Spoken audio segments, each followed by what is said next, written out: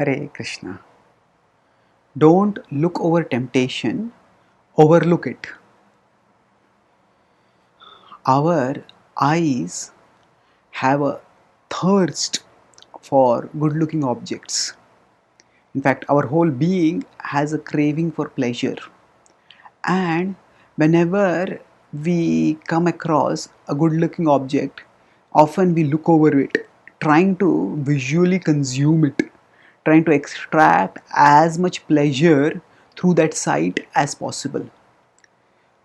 This longing for pleasure is innate to us.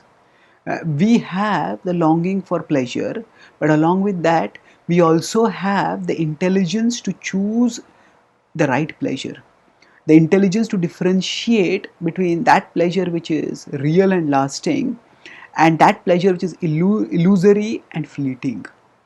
So the good looking objects of this world can give us some pleasure, but that pleasure is temporary, it is short lived.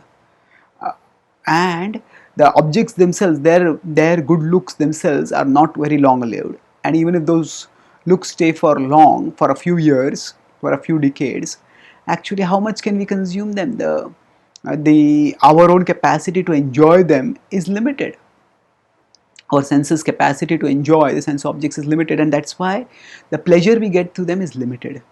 And when we recognize that actually we are souls who are parts of Krishna, and Krishna is all attractive, he is supremely beautiful, in beholding the attractive form of Krishna, we can relish the supreme happiness. When we understand this, then when we realize that we don't have to look over temptation, craving and slaving to get a little pleasure, we can overlook the temptation and look beyond it towards Krishna. And when we do this, when we redirect our vision towards Krishna, the more we become connected with Krishna, the less we will crave and after slave for worldly objects. The Bhagavad-gita tells in 2.59, Vishaya vinivartante niraharasya dehinah rasavarjam rasopyasya param drishtva nivartate. It says Vishaya vinivartante.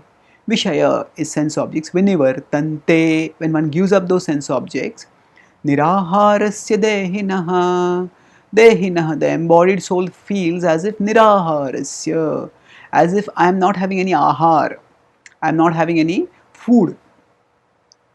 Rasavarjam rasopyasya, that although one gives up the pleasure, but still the craving remains.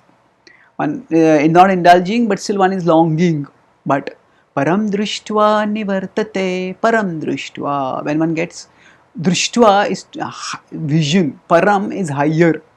So param drishtva means when we get a higher vision, when we get a spiritual insight, nivartate, we become steadily situated. That means when we get the higher wisdom, then we refrain, we connect with, we understand the true nature of happiness, and we turn towards Krishna, who is the source of the highest happiness.